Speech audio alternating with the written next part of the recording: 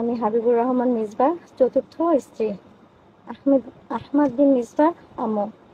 নাইমা জান্নাত হচ্ছে তার কি বল ৫৫তম বউ, মানে ৫ নম্বর বউ। আমাকে তাড়াইয়া দিয়ে তার সংসার গোছানো হয়েছে। সম্মানিত দর্শক, আসসালামু আলাইকুম। দেশ দেশের বাইরে এই মুহূর্তে যে যেখান থেকে ভিডিওটা ওপেন করছেন প্রত্যেকে জানাচ্ছি আন্তরিক শুভেচ্ছা এবং অভিনন্দন। আপনারা যে ফুটেজটা দেখছেন, মানে হাবিবুর রহমান মিসবাহ, যিনি ইসলামিক আলোচক, ইসলামের দাওয়াত দিয়ে থাকেন, তো ওনার বিষয়ে উনি যে অভিযোগটা উড়াইলেন যে উনি তার ৪ নম্বর স্ত্রী এবং পঞ্চম বিবাহ করার কারণে ওনাকে বাড়ির থেকে বের করে দেওয়া হয়। ওনার নাম হচ্ছে আপনার তানিয়া আক্তার। আসলে ঘটনাটা কতটুকু সত্য এটা আমি জানি না। যদি সত্যি হয়, আসলে ওনারা ইসলামের দাওয়াত দেয়, ইসলামের দাওয়াত দিয়ে যদি ওনাদের বউরা যদি এইভাবে লাইভে আইসে মানে ওনাদের বিরুদ্ধে মানে এই ধরনের অভিযোগ ওঠায়, তাহলে আসলে জাতি তাদের কাছ থেকে কী শিক্ষা নেবে বা জাতি তাদের কাছ থেকে কী শিখবে, এটা আমার প্রশ্ন থেকেই যায়। এর আগে আপনারা শুনছেন যে হাফিজুর রহমান সিদ্দিকী কুয়াকাটা, ওনার নামেও এই ধরনের অভিযোগ আসছে যে অন্যের স্ত্রীকে বাগায় নিয়ে গেছে।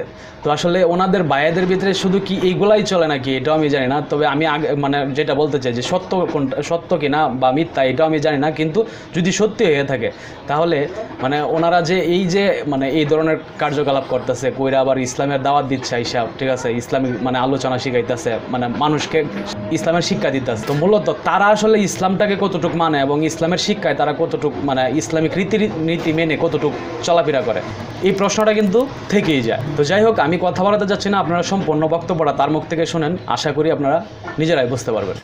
আসসালামু আলাইকুম ওয়া রাহমাতুল্লাহি ওয়া বারাকাতুহু। আমার আইডিটা ফেক, কিন্তু আমি মানুষটা রিয়েল। আমার নাম তানিয়া আক্তার। আমি হাবিবুর রহমান মিসবাহ চতুর্থ স্ত্রী। আহমদ বিন মিসবাহ আম্মু। অনেকেই বলে ফেক আইডি খুলে হাবিবুর রহমান মিসবাহ নামে উল্টাপাল্টা বলি। আমি মোটেই উল্টাপাল্টা বলি না, আমি যেটা বলি সেটা ঠিকই বলি এবং সত্য বলি। নাইমা জান্নাতের সাথে ভাইরাল হওয়ার পরে তার অত্যাচার নির্যাতনের কারণে আমি আমার সন্তান নিয়ে পুলিশ পাহারায় বাসা থেকে বের হয়ে আসতে বাধ্য হই এবং হাবিবুর রহমান মিসবাহ আমাকে বাধ্য করেন। আমাকে তাড়িয়ে দিয়ে তিনি নাইমা জান্নাতের সংসার প্রতিষ্ঠিত করতে চান এবং তাকে হ্যাপি করতে চান। সেই কারণেই আমার সাথে 2 বছর ধরে অনেক অন্যায় অত্যাচার করা হয়েছে, যার কারণে আমরা চলে আসতে বাধ্য হয়েছি। আসলে যারা আমাকে বলেন যে আমি ফেক আইডি চালাই, আসলে রিয়েল আইডি তো কোনোদিনও চালানো হয় নাই, আর লাইভে যে আসবো সেটাও কোনোদিন বুঝি নাই, আসতে হবে এটাও ভাবি নাই। আমার হাতে অনেক প্রমাণই আছে। আমার সাথে আমার বাচ্চা আহমদ বিন মিসবাহ আছে, আপনারা দেখতে পাচ্ছেন কিনা সেটাও জানি না। তো আমি কয়েকটা প্রমাণ নিয়েই আসছি, আসলে আসতে বাধ্য হচ্ছি, যেহেতু হাবিবুর রহমান মিসবাহ তার বাচ্চার কোনো দায়িত্বই পালন করে না এবং তাকে হচ্ছে তার দুনিয়া থেকে, বন্ধু বান্ধব, আত্মীয় স্বজন সবকিছু থেকে তাকে হচ্ছে দূরে রাখছে, হাইড করে রাখছে এবং তাকে প্রতিনিয়তই ঠকাচ্ছে, ইভেন জন্মের পর থেকেই ঠকাচ্ছে, এটা বলা যায়। আর আমাকে যারা ফেক আইডি বলবেন, আমার কাছে যথেষ্ট রকম প্রমাণ আছে। আমার আইডিতে আমি পোস্ট করছি অনেকবারই। যেমন হাবিবুর রহমান মিসবাহর প্রথম যে বইটা লেখা ছিল পাশ্চাত্যের মোকাবেলায় নববী আদর্শ, এই বইটা তিনি বিয়ের প্রথম গিফট হিসেবে আমাকে উপহার দিছিল, যেটা আমার আইডিতে আমি পোস্ট করছি, আপনারা দেখে নেবেন। এটা মিথ্যা না, ওখানে লেখা আছে প্রিয়তমা নুসরাত তানিয়াকে ভালোবাসার নিদর্শন স্বরূপ পাশ্চাত্যের মোকাবেলায় নববী আদর্শ বইখানা হাদিয়া দিলাম, এবং হাবিবুর রহমান মিসবাহ স্বাক্ষরটা ওখানে করা আছে। এরপরে আপনারা বলবেন আমার বাচ্চা, আপনারা চেঞ্জ ইউর মাইন্ড বইটা দেখবেন, হাবিবুর রহমান মিসবাহ, ওখানে লেখা আছে আমার 2 ছেলে আহমদ বিন মিসবাহ ও আসাদ বিন মিসবাহ আল্লাহ তাআলা রত্নদ্বয়কে দেশ, জাতি ও দিনের একনিষ্ঠ সেবক হিসেবে কবুল করুন। আমার বাচ্চা আহমদ বিন মিসবাহ বসে আছে আমার পাশে, ওকে দেখা যাচ্ছে, দেখতে পাচ্ছেন, এই হচ্ছে আহমদ বিন মিসবাহ। যারা বলে যে আমি তার নামে হচ্ছে মিথ্যা বলি, আসলে কিছুই মিথ্যা না। আমার কাছে আমার বিয়ের কাবিননামার রিসিট আছে। হাবিবুর রহমান মিসবাহ আমার বিয়ের কাবিনটা হচ্ছে করছে নাইমা জান্নাতের সাথে ভাইরাল হওয়ার পরেই, যেটা আগে করেন নাই। আমার কাছে আমার আইডিতে পোস্ট করা আছে, আমার বাচ্চার জন্ম নিবন্ধনের কার্ড পোস্ট করা আছে, আহমদ বিন মিসবাহ জন্ম নিবন্ধনের কার্ড পোস্ট করা আছে এবং হাবিবুর রহমান মিসবাহ জন্ম নিবন্ধনের কার্ড পোস্ট করা আছে। আপনারা কষ্ট করে দেখে নেবেন, এখানে আমার মিথ্যা বলার কিছুই নেই। আমি একজন মা, আমার বাচ্চার বয়স 5 বছর হয়েছে, আমার বাচ্চাকে একটা একাডেমিতে ভর্তি করছি আহ, 2 মাস হলো। তো তার হচ্ছে প্রথম সাময়িক যে মূল্যায়ন পরীক্ষাটা সেটা হয়েছে, তার রেজাল্ট দিছে। তো আমি সেটাও পোস্ট করছি। আর আহ, নাইমা জান্নাত হচ্ছে তার কি বল 55তম বউ, মানে 5 নম্বর বউ। আমাকে তাড়াইয়া দিয়ে তার সংসার গোছানো হয়েছে। এবং এই নাইমা জান্নাত এখন কুয়াকাটার মানে হাবিবুর রহমান মিসবার বাড়িতেই থাকেন, যেটা সত্য তো আমাকে নিশ্চিত করেছিলেন মাহফুজুর রহমান জাবিরের বউ। এবং হাবিবুর রহমান মিসবার বাবা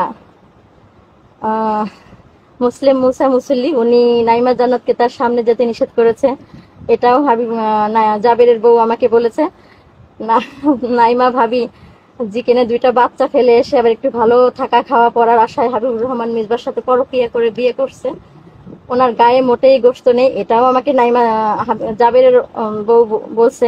এখন আপনারা যদি বিশ্বাস করেন যে আমি মিথ্যা বলছি, তাহলে জাবেরের বউর সাথে আপনারা যোগাযোগ করতে পারেন, জাবেরের সাথেও যোগাযোগ করতে পারেন। জাবের তো হাবিবুর রহমান মিসবার ছোট ভাই। আর আমাকে বিয়ের পরে, আমাদের বিয়ে হয় 18 সালে, 2018 সালে আমাদের বিয়ে হয়। আমার বিয়ের বয়স হচ্ছে 6 বছর, আমার বাবুর বয়স 5 বছর। আমাকে বিয়ে করে প্রথমেই জাবেরের বাসায় উঠানো হয়। আমি জাবেরের বাসায় 18 অথবা 19 দিন থাকার পরে আমাকে কুয়াকাটা নিয়ে যাওয়া হয়। সেখানে আবার বেশ কিছুদিন থাকার পরে স্বপ্ন মার্কেটের পিছনে হাবিবুর রহমান মিসবা মার্কাজুত তাকওয়া রিসার্চ সেন্টারের অপোজিটে স্বপ্ন মার্কেটের পিছনে প্রথম বাসাটা নেওয়া হয়। পরবর্তীতে সেখান থেকে একটুখানি দূরে বাসাটা চেঞ্জ করে বিসমিল্লাহ ভবনে নেওয়া হয়। যাই হোক, এই নাইমা জান্নাতের সাথে সম্পর্ক হওয়ার পরে সে আমার উপর অত্যাচার শুরু করছে। আমাকে যখন বিয়ে করা হয় তখন তার শুধু 3টা মেয়ে ছিল, কোনো বাচ্চা ছেলে সন্তান ছিল না। তো উনি আমাকে বলছিল যে তোমার হচ্ছে ছেলে সন্তান হবে, আর আমি আল্লাহর কাছে সেই অনুসারেই আল্লাহর কাছে ছেলে সন্তান চাইছিলাম, যাতে আল্লাহ আমাকে দিনের পথে থাকতে একটু হেল্প করেন, সেজন্য। তো আপনারা যারা আমাকে বলেন যে আমি মিথ্যা বলছি, আবার এতদিন লুকাইছিলাম, আসলে আমি চাই না এরকম ভাইরাল হতে বা লাইভে আসতে বা তার মান সম্মান নষ্ট করতে। তাকে অনেকবারই বুঝাইছি, তার বন্ধু বান্ধব বা চরমনের সম্পর্কিত এমন কেউ নেই যে তার এই কাহিনী বা আমাদের এই কাহিনী জানে না। দোহা ভাই আমাকে নিশ্চিত করছে, দোহা ভাইয়ের সাথে আমি মেসেজে কথা বলছিলাম। শামসুদ দোহা ভাই, যাকে দোহা ভাই বলে সবাই ডাকে, উনি আমাকে বলছে যে চরমনায় পীর সাহেবও নাকি আমাদের এই কাহিনীটা জানে এবং আমার বাচ্চাকে যে ঠকাচ্ছে এটাও জানে। তো আমার প্রশ্ন হলো, পীর সাহেব ওটা কি করে মেনে নিচ্ছেন বা সহ্য করতেছেন? পীর সাহেব তো জানে, যেহেতু জানে সে কি করে সহ্য করতেছে যে তার একজন ভক্ত বা তার দলের একজন লোক। আমার শ্বশুর মানে আহমদ বিন মিসবার দাদা, উনি কিন্তু এবারও চেয়ারম্যান পদপ্রার্থী হয়েছিলেন চরমনাই দল থেকে। তো সেই খাতিরে পীর সাহেব তাদের বাসায়ও যান, তাদের সাথে পারিবারিক ভাবেও যোগাযোগটা ভালো।